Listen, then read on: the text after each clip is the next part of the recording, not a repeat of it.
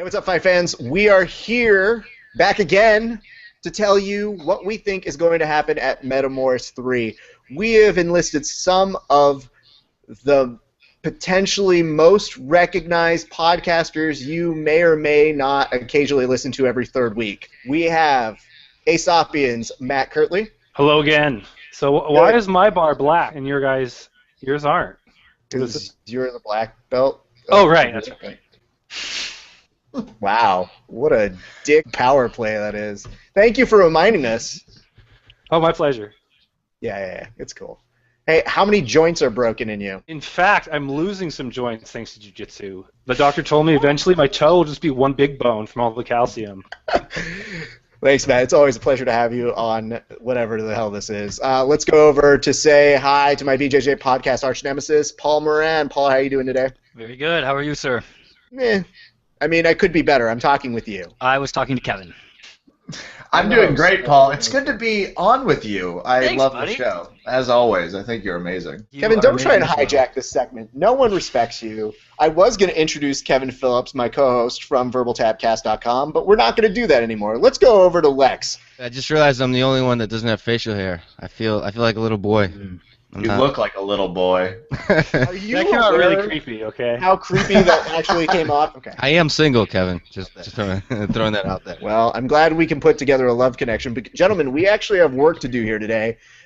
Today, we are here to analyze who will win the matchup at Metamoris 3 between Zak Maxwell and Sean Roberts. We're going to go ahead and start with Kevin Phillips. Kevin, do you know who these people are? I'm familiar with both of them, yes, Raph. Thank you for asking. All right. What do you know about them? Zak Maxwell also does a little graphic design, which I think makes you a little quirkier in jiu-jitsu, which is always dangerous. But here's what I know about Sean. He did a badass triangle movie that I watched. Thus, I am voting for him, and he will probably end it with a triangle. We haven't gotten there yet, so let's not get to predictions. You're getting a little sassy, and I don't really like it. Oh, I was going to draw a triangle. He's talking about graphic design. Hey, Oh, I man. have the blue stripe here, Matt, and I will succeed. Let's go with whatever he said. Let's work. Good work, Kevin. I like that. Let's move over to Paul Moran. Paul, can you tell us some sort of insight that nobody else knows that you only know from interviewing one of these two people? Well, I can tell you that at the Pans this past weekend, Sean Roberts was seen rocking a Checkmat shirt and has actually been training with the Checkmat guys down in SoCal. Ooh. So I think that is going to be a major plus in his side of things.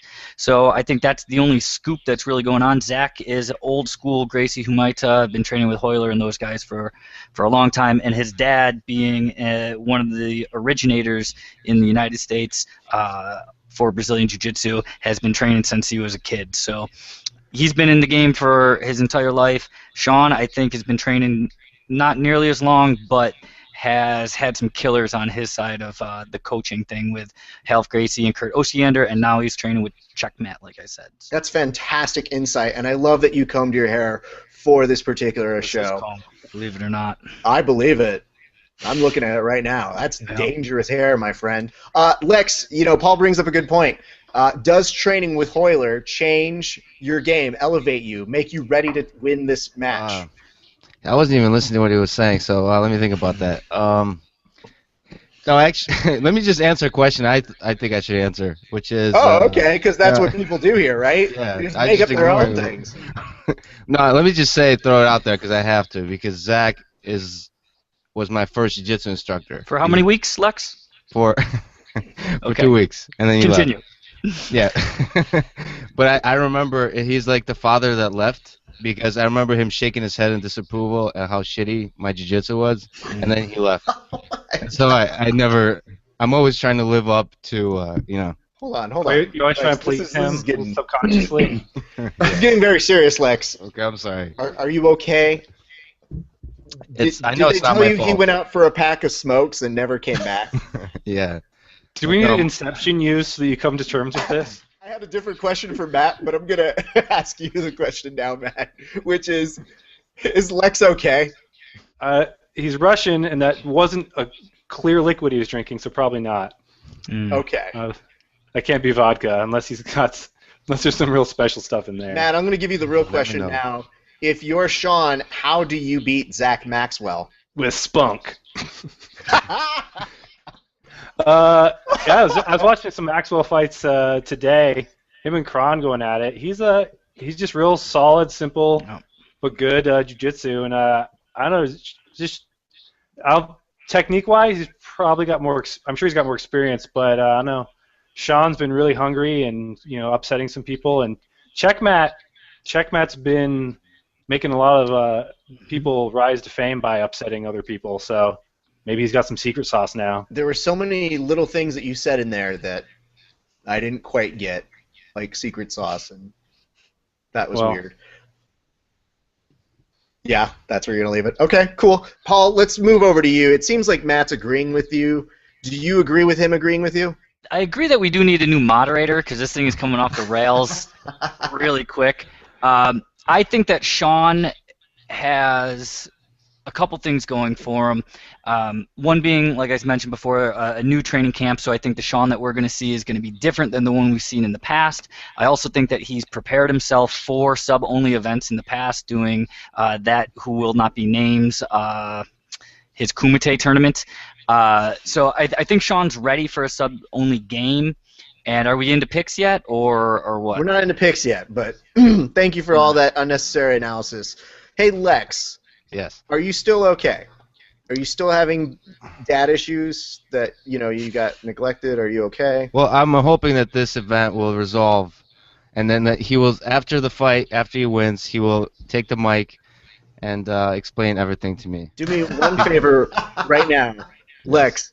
If you could say one thing to Zach right now, let's say he's looking at this, because obviously he's watching this, what would you say to him? Why?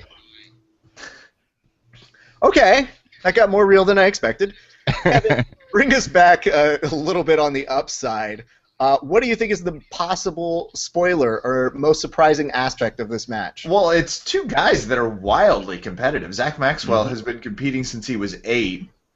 Sean Roberts is everywhere, and I didn't even know about the checkmate part, which is insane. So this actually has a spoiler alert to be probably the best fight of the night from like an energy, really new submission and new styles matchup point. So this could be cool. And Zak Maxwell actually gave birth to me, so he's sort of like the mother that ran away after. So there's a lot of things happening. Kevin, stop trying your narrative. No, Other people's it's narrative. very Stop. real. This isn't real. You're just making this up. Obviously, yeah. I mean, I'm going to fact check all of these items that we have Look here. it up. Zak Maxwell gave birth to me. All right, we'll fact check that. Guys, we're going to go down the line. I need you to, in 15 seconds, tell me who's going to win this fight and how. We're going to go ahead and start with Lex because I feel he has the most to lose in this. Zach wins because Sean Roberts is going to go for a lot of submissions and make a mistake. He wins. Oh, you're right. Zach wins by, let's say, armbar. What authority you say that with, too. Currently, I like where your head's been at this entire game. Tell me who's winning. I'm really split on this one. I have my notes here. Zach by submission. I couldn't pick which one, but I also feel like it could just be Sean Roberts by plucky underdog spirit. Okay, pick one of those, though. I'll go with Sean Roberts because that's more exciting to me. I think Zach will win, but I want Sean Roberts too, so I'll pick him. He's going to win by... Sean Roberts going to win? Collar choke. Okay, Paul, who do you got? I'm going with Sean, although Zach's defense is excellent, and I know he's got heart for days because he made it through an interview on Verbal Tap, which was painful enough to listen to. But I'm going to go... Oh, I'm sorry, Paul. Was he on your podcast? I can never tell because they're 9 hours long. I can make it through an episode if I plan it out for a month. Well, if you check the 17 hours of footage we have with Sean Roberts, you can see why I'm going to pick Sean. I don't think by triangle, but I think that he might be able to do something crafty like a slicer or something like that. Kev, who do you got? Sean Roberts via bicep crush. I'm sticking with the triangle setup, but I feel like he's going to turn it into something unexpected. Gentlemen, I thank you all for your time again. This has been an installment of some show where we just pick who's going to win Metamoris for absolutely no reason, and we have no real reason to do it, but we're doing it anyway. Thanks for joining us. We'll see you guys next time on the mats.